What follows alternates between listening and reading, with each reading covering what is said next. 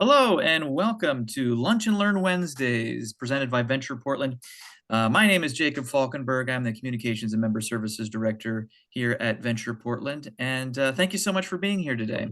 Today we're going to be talking about business district membership campaigns. It's a new year, 2025 is here, and if your district hasn't already begun its membership campaign, now is the time to do so, and timing is really critical, and that's going to be one of the things that we talk about.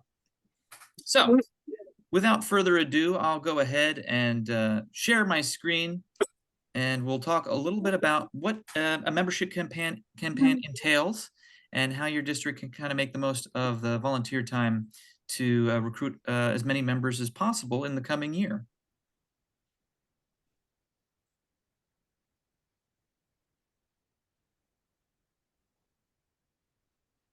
Okay, can everybody see my screen there?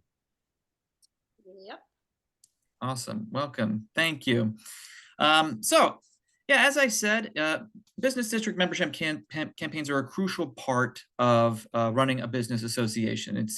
It's how you you get your volunteers, your revenue, and how you get businesses engaged to participate in the things you want to do. So as I said, membership dues are a crucial part of the budget for your organization. That's going to allow you to provide the benefits to the businesses in your district, and with other opportunities such as grants and sponsorships, that lets you build your budget and gives you an idea of how much you have to work with throughout the year. Your members are also the volunteers that are volunteering to be on your board. They're volunteering to be on committees and help you do the things that you want to do. So the more members you have, the more volunteers you're going to have. And strong membership also results in high credibility for your organization. The more businesses that are participating, the more appealing it is for other businesses to participate. It makes you look like a legitimate organization, a credible organization providing a real benefit for the businesses in your district. So how do you measure strong membership? Well, obviously, the big one is the number of businesses in your district who are members of your association. But that also can be measured in other ways. So you want to look at the diversity of the membership that you have. Is the business mix in your membership, does that reflect the business mix in your district? So if you've got a lot of restaurants in your district, it's important to have a lot of restaurants as members of the association. Otherwise, you're not tapping into that key demographic. You can also think about district geography. So is one part of the district represented more than another part? If you have multiple nodes of businesses, is there a specific area of the district that's not engaged? And then also racial and ethnic diversity. So looking to have a diverse board of directors that represents the racial and ethnic makeup of that area. And then also member engagement. So you could have a lot of members, but they're not necessarily participating in the things that you're doing. So that could be a goal to set in the coming year to get stronger member engagement, more people volunteering, and then revenue. Obviously, the more members you have, the more money you're going to bring in. But what does that look like? What's your target amount that you want to bring in so you can do the things that you want to do? Okay, so how do you do it? Well, there's no real easy way. The most important thing is building strong relationships with the businesses in your district. And you do that through ongoing engagement. So really taking the opportunity to reach out and speak with businesses, visit businesses, find out what their needs are, what their interests are, and catering to those needs through the benefits that your organization provides. So membership is momentum. The fewer members you have, the less engaged the members that you have will be, which results in less revenue for your organization, less credibility for your organization, and less board member volunteers. A drop in volunteers and revenue leads to a less of an ability to provide benefits, which then leads to fewer members. So you can see how it's a cycle here that continues year over year. And if you're not building that momentum, you could be going the other direction. So by building strong membership, your organization has more appeal, more revenue, more volunteers, and that in turn will bring in other businesses into the fold year over year as you continue to grow the organization. So you want to be a contender. A lot of it is like running a small business. You want to know your customer, in this case, the businesses in your district. You want to have a product they want, which are the benefits that you provide as a business association. You want to deliver the goods. So don't make promises you can't keep. Start small, build your membership, build your budget year over year, and make good on those promises at the beginning of each year. Find the right price. So that's, setting your dues at a level where membership at the organization is accessible, but it still allows you to have the funds to do what you want to do. And then make the sale. That's crucial. That's the final piece, is what's the best way to reach out to a business to get them involved and ensure that they are involved year over year. So what does that take? So the first thing you want to make sure that you do every year is have an updated contact list for the businesses in your district. So this is, what are the businesses in your district? Who is the owner or the manager or the best person to contact at that business? So that's email, phone number, address. And unfortunately, there's no easy way to get this information. The city does not provide this level of detail for businesses in the city. So this has to be done the old-fashioned way, walking the street, visiting businesses, doing your Google Maps research, and building this list over time and making sure you update it over time. So when you're reaching out to businesses at the beginning of your membership campaign, you have really an accurate list of who you're reaching out to. It also takes strong relationships. So before making an ask to join the organization, making sure that the person is familiar with who you are, what you do. So taking time to build relationships, inviting people to participate even if they're not a member, just so they can see what you're all about, and listening to what they have to say and making changes to what you're doing based on the feedback that you're getting. This goes into your benefits, right? You want to have valuable benefits, and these benefits change year over year. The benefits that you provide now are probably vastly different than the benefits you provided prior to the whole COVID pandemic. You want to be responsive to the needs of the businesses in your district and the business mix of your district. You also want to take a professional approach. So this means, having branded materials that are professionally designed, having a website, social media, and really being professional in when you're doing communications with businesses. A business membership campaign is typically a 3-month endeavor, and you want to have tracking and payment systems in place before you even get started. Okay, so what doesn't work is expecting that business list to fall into your lap. So the board is really going to have to take the initiative to go out and confirm that the contact information you have for the businesses in your district is accurate.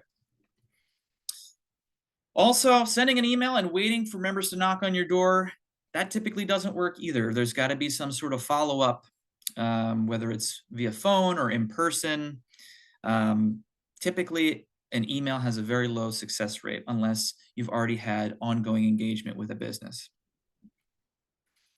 Also, vague or mismatched benefits. So if you're still offering the same benefits you offered 5-10 years ago, that might not match the current business mix. The business mix in your district may have changed. Interests and priorities may have changed. So you want to be responsive to the changes in your district and make sure that your benefits match the businesses. So speaking of benefits, there are lots of different things your organization can do, and that is really up to your board, what you want to offer as a benefit for your members. So these benefits typically fall into the following categories. You've got your signature events. So in the past, this had been a street fair or a tree lighting during the holidays, but it really depends on the makeup of your district, the built form of your district. But typically, a business association has at least one or two events that they do every year that businesses have come to recognize the value in, and these events maybe have grown year over year.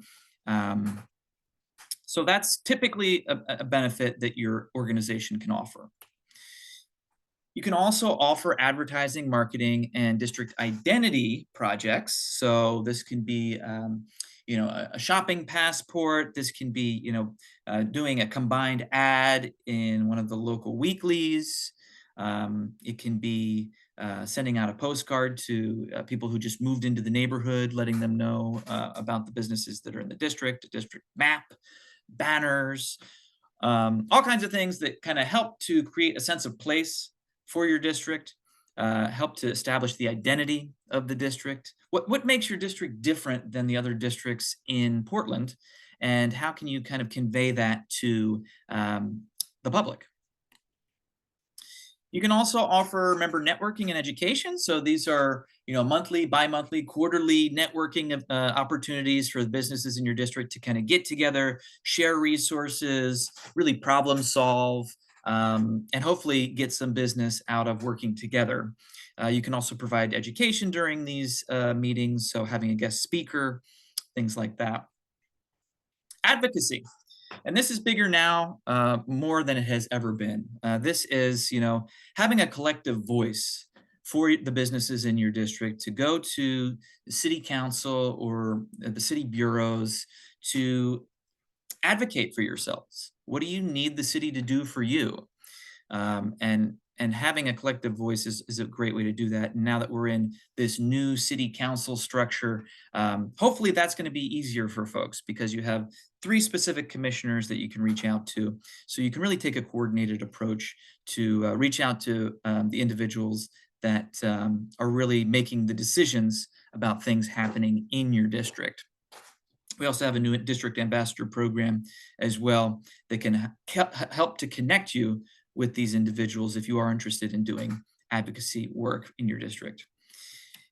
And then finally, Venture Portland benefits. So as a member of Venture Portland, we encourage you to offer some of our benefits to your members as a membership benefit. By joining your organization, they can take advantage of these lunch and learns. They can take advantage of our meetups and other networking events, things like that.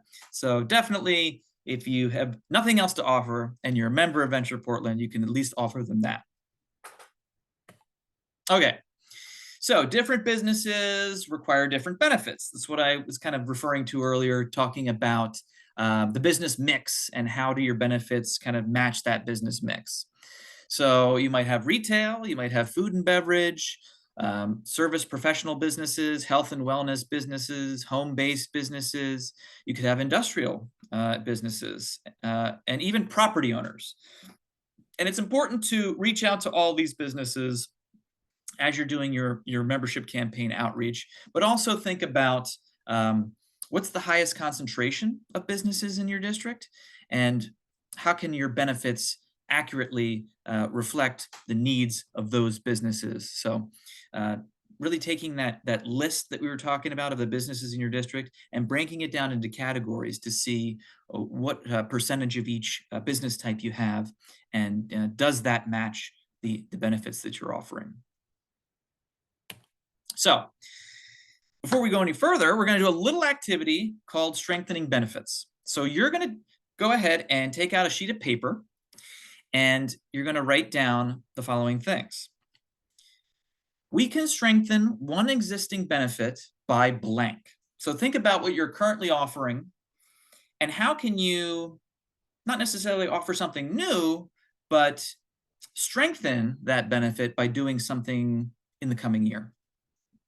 You can also write down our next new benefit should serve blank. So this is thinking about, okay, here's the things we've been doing for a while. If we wanted to add a new benefit, what type of business would that cater to? So if you're seeing in the past couple of years an influx of a certain type of business that's not currently getting a benefit from the organization, what benefit could you offer them that would cause them to maybe join the organization? And then finally, think about new benefit ideas. So just brainstorming one or two things that you could offer in the coming year to cater to a business type that's not getting a whole lot of benefit from the organization at this time.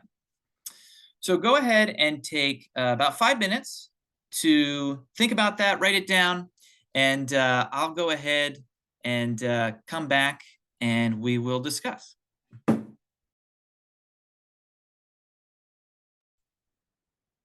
Okay, so I'm going to go ahead and stop my share for a minute and let's just see if there's anybody who has anything they want to share as far as a way that they can improve an existing benefit or a new benefit they want to offer for a specific type of business. Does anybody have want to share what they came up with? Yeah, Deborah. Hi there, everybody.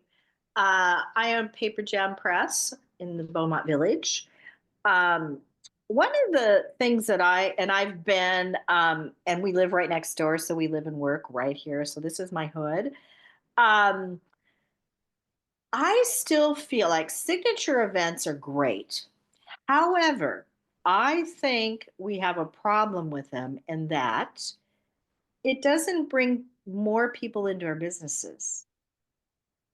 So, benefit is, I think, that your business associations is doing things to bring more people to the street to shop in our shops. Every business is going to tell you that we need more customers. So, I feel like we just need to continue to think about what are the things we can do during the Fremont Fest to bring more people into our stores because we have all these vendors on the street. That's great. And I don't know if you've heard this from other businesses, but our district, when I've talked to people about joining, one of the things they say is, I don't see any benefits, and the Fremont Fest doesn't help me. So, your thoughts? Sure. Yeah. No, I think this is something that comes up a lot with large scale events, right? Since you've got Mhm. vendors in the street, how do you pull people from the street Mhm. into the physical businesses, right? So the point of a large scale event like that, there's multiple kind of reasons why you host an event like that. One is to raise awareness about the district, right? Bringing people from outside the neighborhood into the neighborhood to see which businesses are in the district. But also, yeah, how do you boost revenue for businesses in the Yeah. district who want to participate in the event during that time? Does anybody have anything they want to share about ways they've done it in their district? Yeah, Angie. Yeah, what something that happened in St. John's just recently for one of their events was they actually had like a passport that people went around and got stamped. Yeah. So, and then there's prizes at the end. You turn in the passport, there's a drawing or something like that, but something that encourages people to actually enter the businesses, Right. I And think is yeah, a really good idea. okay. Have you measured that? Has it worked? I was not part of the board when that happened, so Okay. no, I don't have that information for you, but I am sure we could put you in touch with somebody who was part of that event that might be able Okay. to help you out. Is that Yeah. we have tossed around that idea, and I thought of that, like to do that to get people into the businesses. I think that's a good idea if it works. Yeah. Yeah. I also had a suggestion for adding something to an existing benefit. We have a pretty robust website. We have a blog. It's not been used recently, and I think if we offered a free guest post to all of our members, it helps drive traffic to their own websites because they can be linking and writing about something going on in St. John's or writing about their favorite things in St. John's. It doesn't even have to be a blog post about their business. It can be something about the community, but to offer people that opportunity for that free guest post so that we're getting more content on our website. And at the same time, the business is getting the benefit from that exchange. And how do people find the blog? How does it get distributed? How does that work? In St. John's right now, not very well because they've not been utilizing it. I'm new on the membership board this year. My business is blogging and hosting websites and working with tourism organizations. And I use this for my own website as well. Um, my website is found mostly by organic search because we really harness SEO very well. When you Mhm. have regular blog posts coming up, at least 2 to 3 a month, you will end up rising your ranking in Google. And so that organic search in Portland is super important. It is very something that all of the business organizations can be harnessing better in their own communities if they have a website. And it's really not hard to do. It's just hard to get all the content. And so finding ways for people to write content for you that benefits both sides is ideal. It's a win-win situation. And it's an easy thing to strengthen in my opinion, for an organization. Okay. That's a great idea, Angie. Thank you so much for sharing that. I think a lot of folks think that offering a new benefit has to be something that's going to take a lot of volunteer time or a lot of money to provide, but this is something that's kind of a win-win for both sides and really doesn't require a whole lot of time to do, but provides a lot of benefit for the business because it increases their exposure. And I think driving traffic to that blog can also be done through social media, right? If your district has a Instagram account, that's if there's a new blog post, that can be a post on your Instagram, and then that will drive people to the website where they can get more information about the businesses in the district.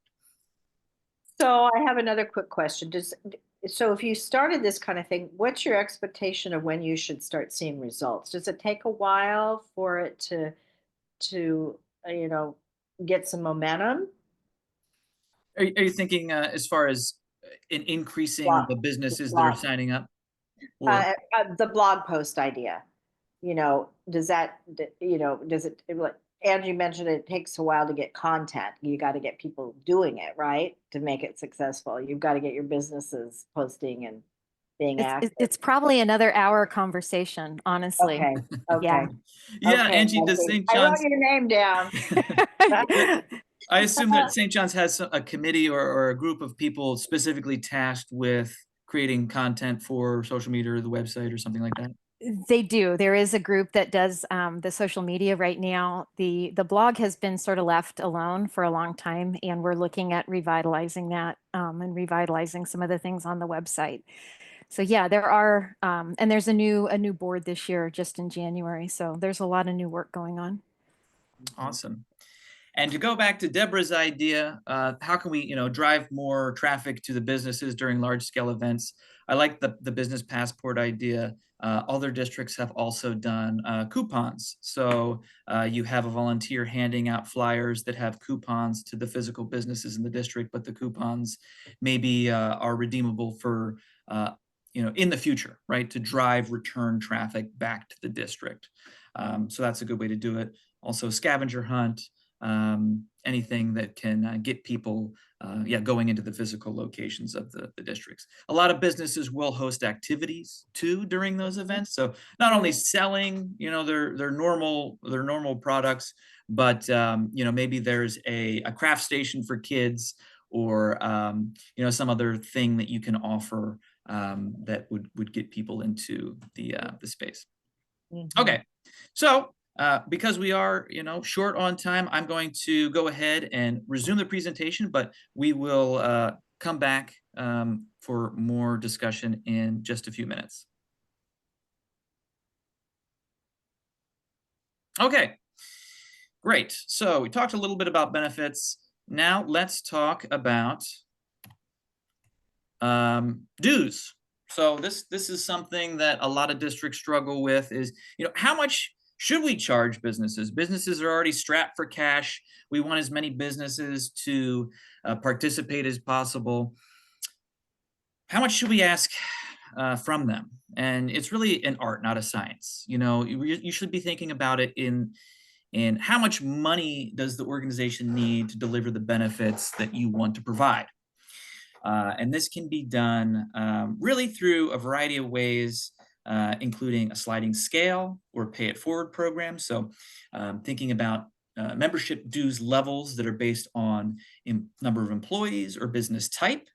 So a lot of organizations will have a specific membership dues amount for home-based businesses or nonprofits, but really trying to give as many options as possible to really get as many people engaged as possible. You know, it's not super important to get, you know, 1 or 2 people paying a really high amount. You really want to get a lot of people paying what they can afford to get as many people involved as possible. You can also offer incentives for joining early. So Venture Portland has a early bird special going on right now. We launched our membership campaign in December and said that anybody that signs up and pays their dues by the end of January gets a discounted dues.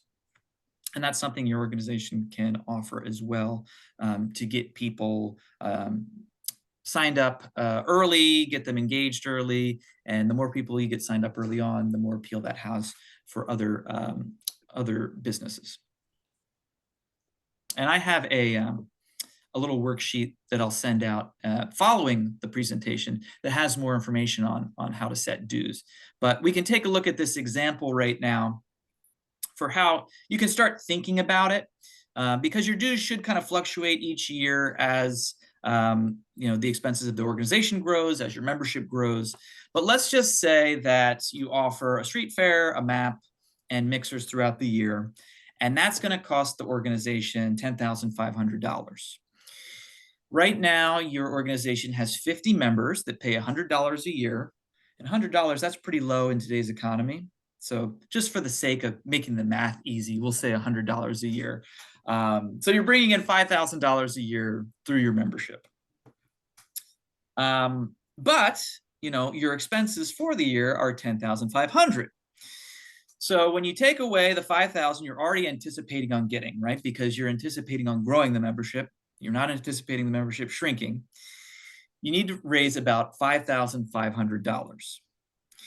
So what you do is you think about what are the other revenue streams we have available. So that could be advertisements or vendor fees or sponsorship revenue. Add all that up, add up the current membership. So between your other revenue and your current revenue, you've got $10,000 projected to come in. You need to come up with $500. So that's going to require a 10% growth in membership to kind of hit that mark. You need to get 5 new members in the coming year in order to be able to cover your projected expenses. How do you do that? Well, you have to set your dues appropriately. Okay, so before starting the actual campaign, get your house in order. What is your membership year? Is it on a calendar year? Is it on a fiscal year? Venture Portland's membership goes from January to December, so it's a calendar year. And that's going to help you determine when you need to start the campaign. The annual meeting date is also super important because that's going to help you determine your campaign start as well. The annual meeting date is when you will elect your board. So you want to make sure you have all your members signed up well in advance of that so you know who's eligible to be on the board. So we typically say that your membership campaign should start at least 3 months prior to your annual meeting to allow you to get businesses signed up with enough time for them to attend the annual meeting and nominate themselves to be on the board. So that'll be your campaign start and end date. Venture Portland's annual meeting is in April, which is why we started our membership campaign in December. You want to also have your dues all figured out. You know, what's that going to look like so you can present that to your businesses as you're doing outreach. A prorate policy is also important. So if a business signs up halfway through the year, what's the policy? Do they get a discounted membership? Do they still have to pay full price, but maybe you know, they have to pay for the following year? What's that look like, just in case that comes up? Your business contact list, which I keep stressing is very important to have that somewhere where you can easily do outreach. And then payment systems are in place. So some people are old school, they pay via check. but it's super important to have online payments set up on your business district's website through PayPal or Square or however you're able to process payment, just to make it as easy as possible and give people options when they're signing up. What does a membership package look like? So typically there's a solicitation letter that comes from the district president that talks about the successes that the business has had in the prior year, any big plans for the coming year, and really thanking businesses for participating. There'll be a benefits sheet that really clearly outlines all the activities that the business association is going to do over the next year and what the businesses can expect to receive in exchange for their dues.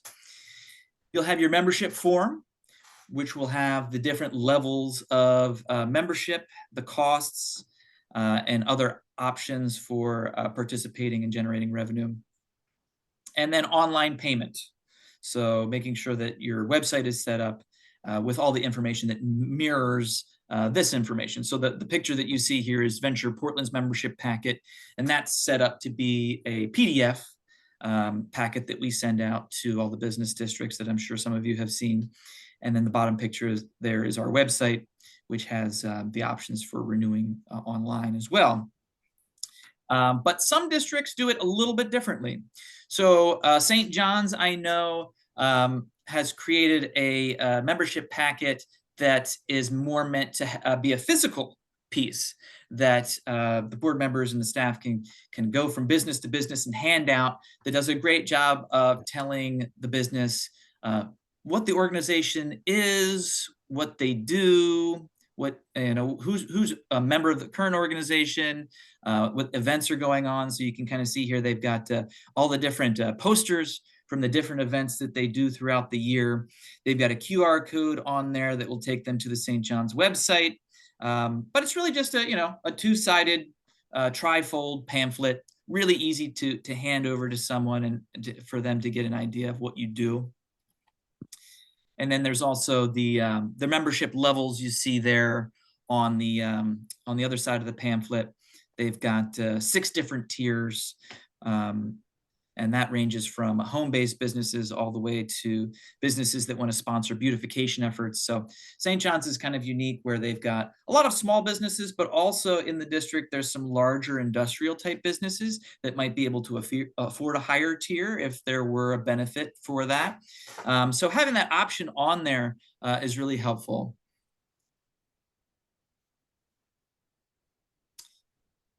And it looks like there's a question. Deborah says, for the membership package, is it best to do a hard copy or PDF? What gets the better return?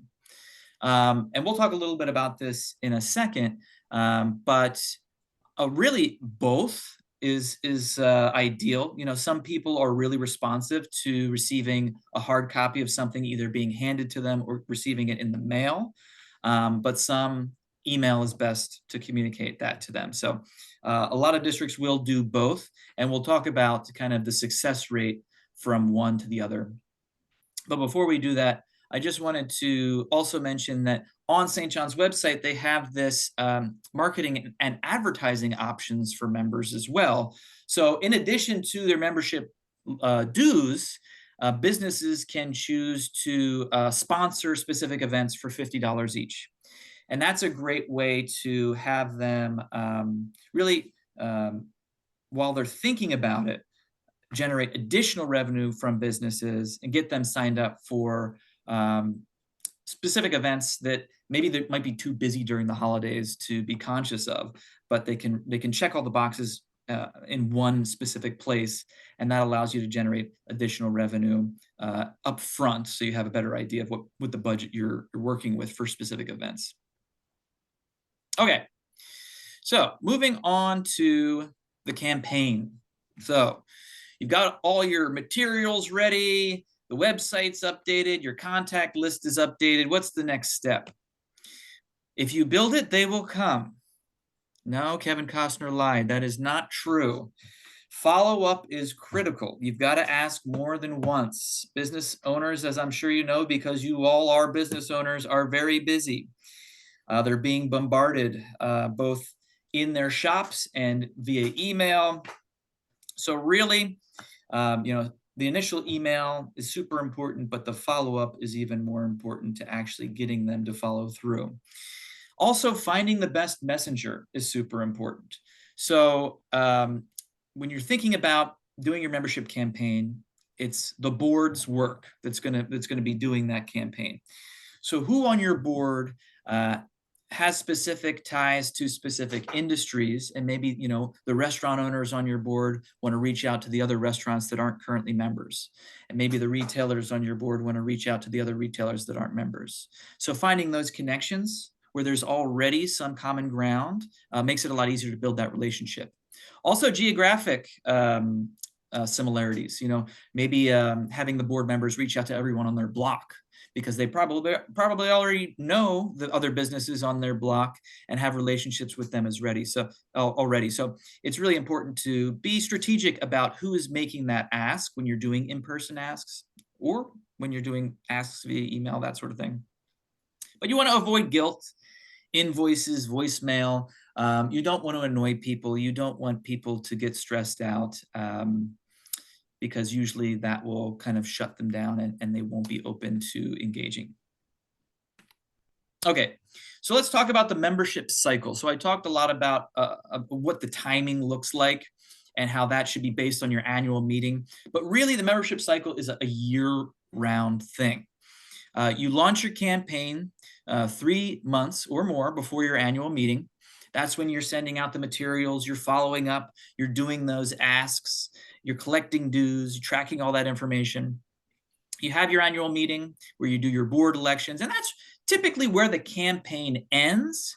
But the membership cycle continues beyond that, because you want to welcome those new members, you want to engage with those new members, you want to deliver those benefits that you provided to those members all throughout the year.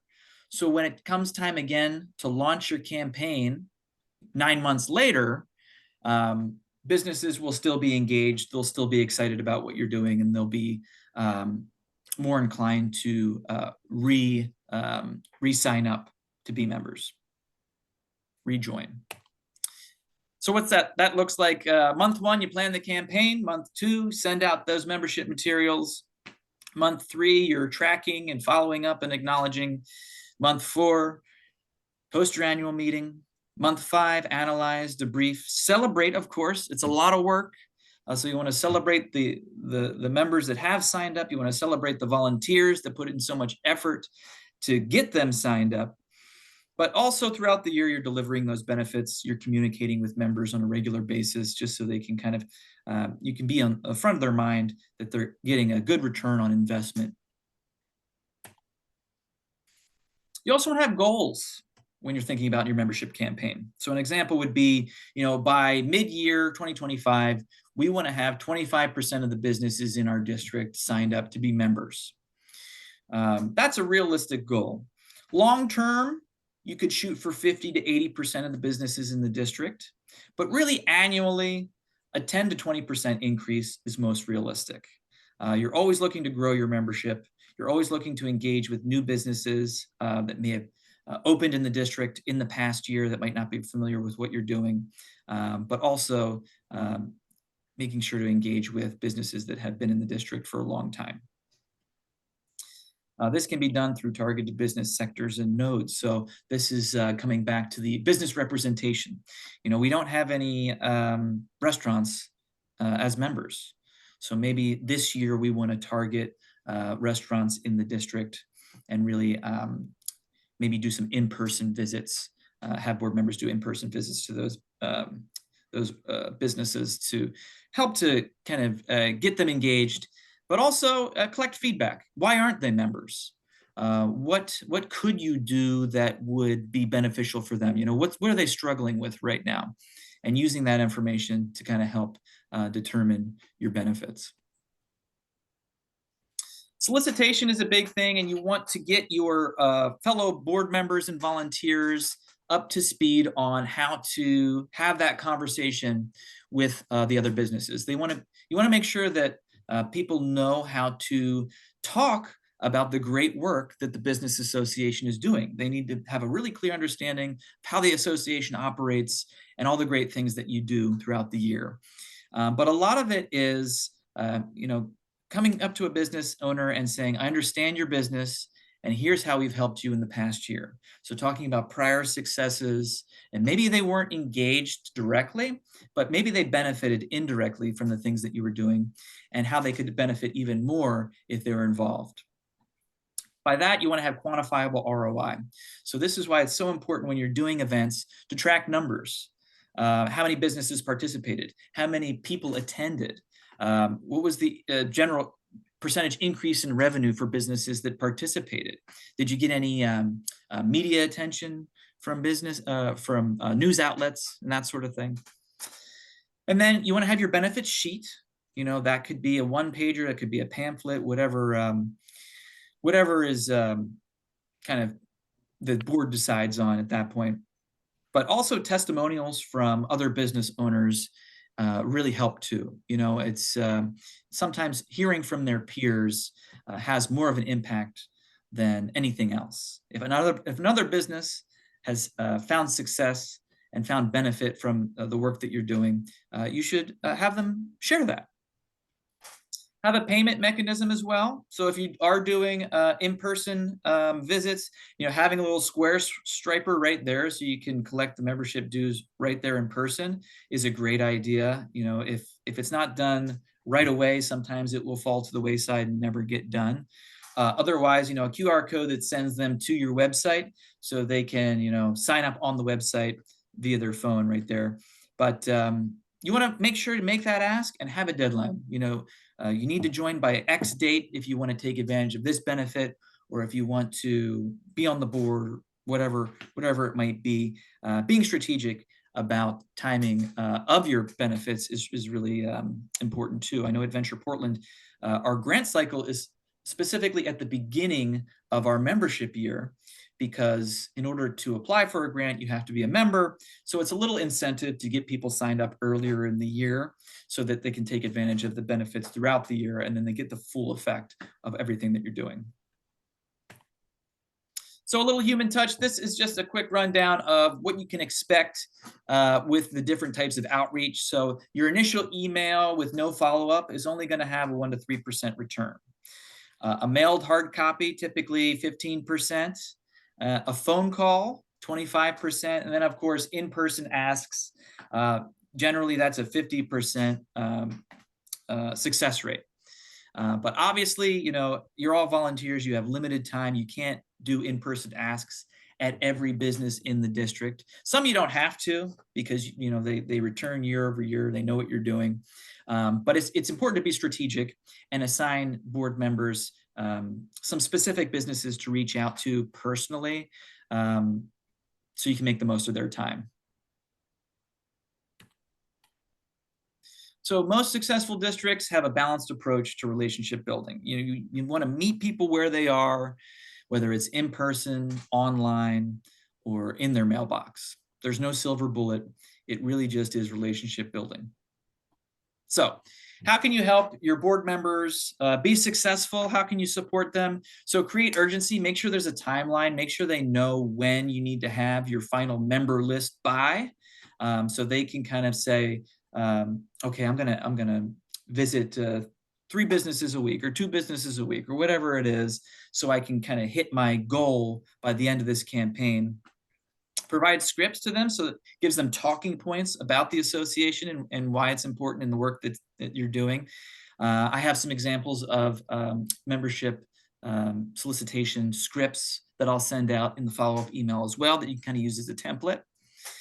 And also capitalize on existing relationships or similarities. So that's finding someone in a similar industry or in a similar geographic area where you can kind of speak to them as a peer. Encourage friendly competition. So maybe the board member that recruits the most members receives a gift certificate or a bottle of wine or something. Just something to kind of get people motivated and make it a little more fun. And then finally, follow up, coach, cajole, inspire, see who needs support, see who maybe someone is really struggling at their business and they don't have the time to reach out to as many businesses. How can someone else pick up the slack?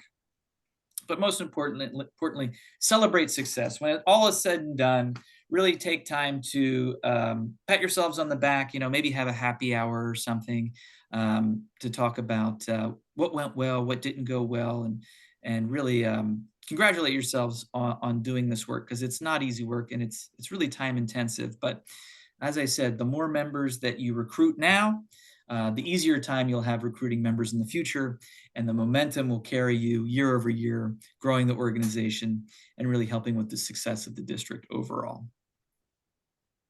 Okay, so I've been talking a lot. I know that's a lot of information to digest, but we've got a few more minutes left. And I want to just open it up and see if anybody wants to share anything about success they've had, questions they have about best practices, struggles they've had recruiting members,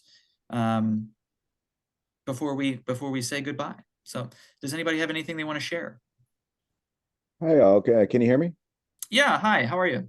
I'm good, thank you. My name is Benjamin Lostard. I'm the owner of Day One Tech STEM. We provide technology education programs for kids. And we're in the Centennial District, and we currently don't have a Centennial Business Association. So I'm on here because a couple of folks around the area are thinking about starting one. So we're starting from square one, and I appreciate the information. I think the information you've given is valuable. Can you point me in the direction of, we're starting from square one. Well, what do we do to, we don't know if we're going to be the folks to do it, but we might be. Yeah, any information on starting from square one, aside from this meeting, which is great. Thank you.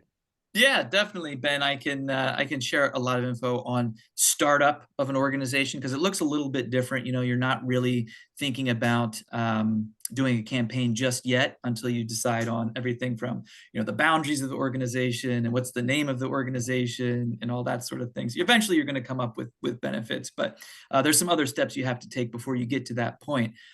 So I'll follow up with you if you want to just drop your email into the chat. I'll follow up with you with the specific steps involved in getting that off the ground. And we also have a grant available for startup that kind of helps cover some of those costs, registering with the Secretary of State, and maybe those first few meetings, getting the business owners together to kind of come up with what the specifics of the organization are.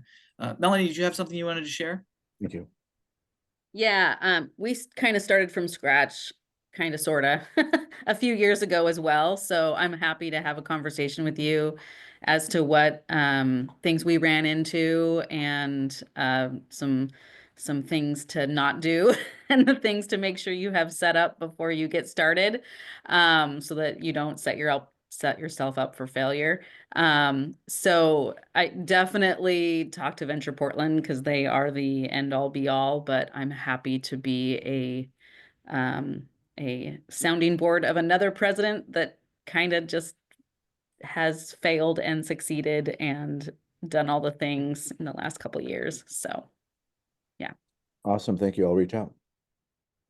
Yeah, Ben, you're definitely not alone. I think, with the pandemic, set a lot of these business association groups back to square one, where, they've had to rebuild their membership and figure out, how to support their member businesses in this new world we're all living in. I just wanted to say, if it's okay, just appreciate him sharing that, because we're in the same situation. I'm Matt Tupin with First Baptist Church in downtown Portland, and we could be part of the West End Business District, but it doesn't exist anymore. So we're trying to start from ground one on that as well. So sounds like we're not alone. That's good. I have a question for you as well as the group. I'm Tom Clark with I'm on the membership committee with the Old Town Community Association, and we have a sort of a expanded group of folks on this committee, and I really appreciate some of the thoughts that you put out there. I think we can be much better organized. And so one question I have is, instead of the annual structure that you put out there, we have decided to go with just membership recruitment through the year. And instead of having the campaign be 3 months, like you say, it's all year basically, which allows us to spread this thing out and not have a big crush of work in 3 months. Do you think that's valid? Or do you think having the pressure of a time frame helps increase the participation? Yeah, I think it depends on the district, but doing it throughout the year, I think it's just a lot harder it requires more tracking. So if you have, a CRM or other systems set up where you can be notified specifically of whose dues are available or whose dues are up for renewal, that you can, reach out to them individually rather than doing a blanket campaign. I think it can work. You just miss out on having that incentive that I talked about, where it's like putting a specific event or benefit right at the beginning of your year that kind of incentivize people to sign up. Otherwise, people tend to sign up right before the specific thing that they want to do is. So you're not getting equal participation throughout the year, but so it can work for organized associations as well. You really have to kind of try it out and see what works best for you. And you've given me some good ideas about organization. I think really helpful, all of it. So I have two ideas for Tom.